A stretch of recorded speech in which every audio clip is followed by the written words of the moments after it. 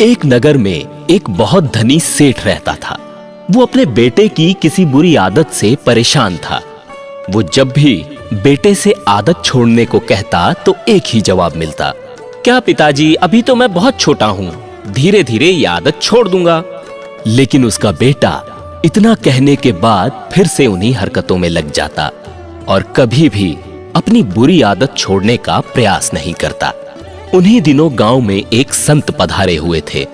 जब सेठ को उनकी ख्याति के बारे में पता चला तो वो तुरंत उनके पास पहुंचा और अपनी समस्या बताने लगा। महाराज, अब मैं क्या बताऊं? मैं अपने बेटे की एक बुरी आदत की वजह से बहुत परेशान हूं। उसे कितनी ही बार समझाया कि बेटा, ऐसी आदत से तुम्हें आगे चलकर नुकसान उठाना पड़ सकता है, भविष्य में मुश्किलों का सामना करना पड़ सकता है, लेकिन लगता है मानो मेरी बात उसके दिमाग में घुसती ही नहीं है। प्यार से समझा लिया, डांट डपट कर समझा लिया महाराज, लेकिन कोई असर नहीं। हार मानकर आपके पास आया हूँ, आप ही कोई उपाय बताइए, मैं आपका आभारी रहूंगा महाराज। संत ने उनकी बात सुनी और कहा, ठीक है, आप अपने बेटे को कल सुबह बगीचे में लेकर आइए, मैं वहीं आपको उपाय बताऊंगा। अगले दिन सुबह सुबह सेठ अपने पुत्र को लेकर बागीचे में पहुंचा। संत ने सेठ के बेटे से कहा, आओ हम दोनों बगीचे की सैर करते हैं। और वो धीरे धीरे आगे बढ़ने लगे।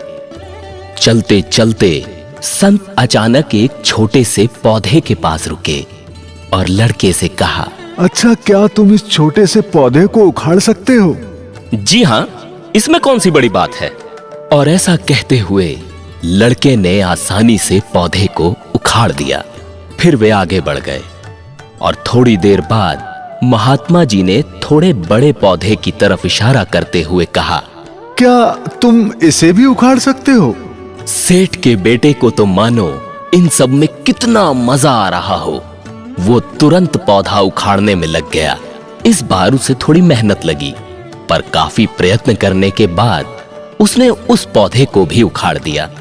वे फिर आगे बढ़ गए और कुछ देर बाद महात्मा जी ने एक गुड़हल के बड़े से पेड़ की तरफ इशारा किया और सेठ के बेटे से उसे उखाड़ने के लिए कहा। लड़के ने पेड़ का तना पकड़ा और उसे जोर लगाकर खींचने लगा, लेकिन उस पेड़ की जड़ों ने मिट्टी के भीतर गहराई तक इतनी मजबूत पकड़ बना ली थी कि वो हिलने का नाम भी नहीं ले रहा था।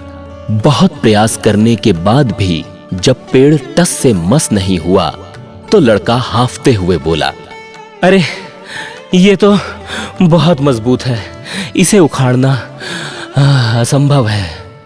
अब उन संत महात्मा ने उसे प्यार से समझाते हुए कहा, ठीक ऐसा ही बुरी आदतों के साथ होता है। जब वे नई होती हैं तो उन्हें छोड़ना आसान होता है, पर वे जैसे जैसे पुरानी होती जाती हैं उन्हें छोड़ना मुश्किल होता जाता है। सेठ का बेटा उनकी बात समझ गया और उसने अपने पिता के चरणों में गिरकर अपनी गलतियों के लिए उनसे माफी मांगी। उसने कहा, पिताजी, आज मेरी आंखें खुल गईं। आपने हमेशा मेरे भले के लिए मुझे समझाने का भरपूर प्रयास किया, लेकिन मैंने हमेशा ही आपकी बातों को अनसुना किया। किंतु आज इन संत महात्मा की कृपा से मुझे इस बात का एहसास हो गया है कि बुरी आदतों को जितना जल्दी छोड़ दिया जाए उतनी ही आसानी से उनसे पीछा छुड़ाया जा सकता है। मैं आपको वचन देता हूं पिताजी, आज के बाद आपकी कही हुई हर बात मानूंगा और एक आदर्श पुत्र बनने का हर संभव प्रयास करूंगा।